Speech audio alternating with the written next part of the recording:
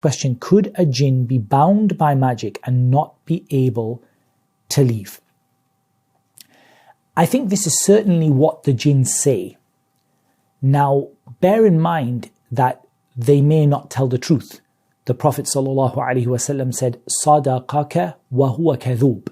He told you the truth even though he is a huge liar. Dhaka shaitan. This was the shaitan.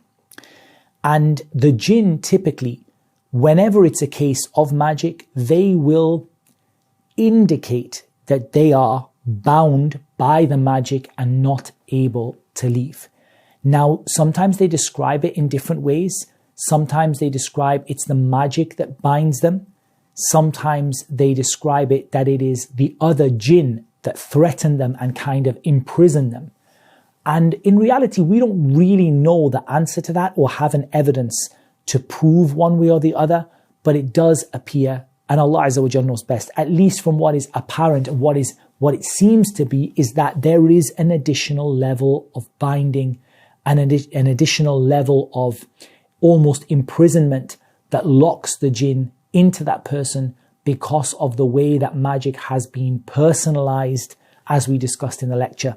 So I think it's a reasonable hypothesis, but I don't think we have a hadith or an ayah which will prove it one way or the other, nor do we have really, from what I've come across, any statements of the early scholars of Islam who kind of supported or went against it. But I think it's a reasonable opinion based on what appears to be the case. There are a couple of things that kind of push me in that direction. One is the fact that it's a fairly consistent statement. It's not something where some of the jinn say and some of them don't. It seems to be consistent across almost all of the cases of magic that the jinn will find it difficult to leave.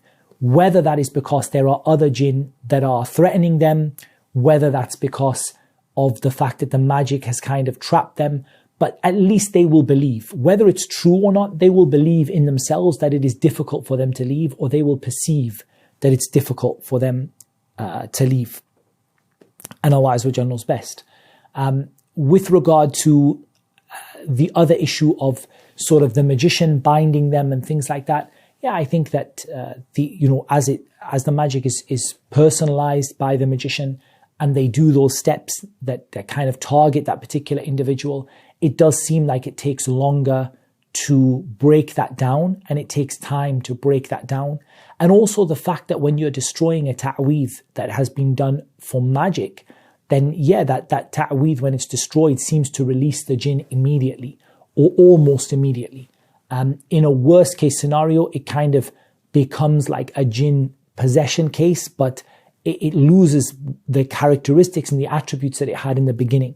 So I think there's a reasonable, strong body of evidence in terms of what we can see and experience that do indicate that the jinn are bound by magic.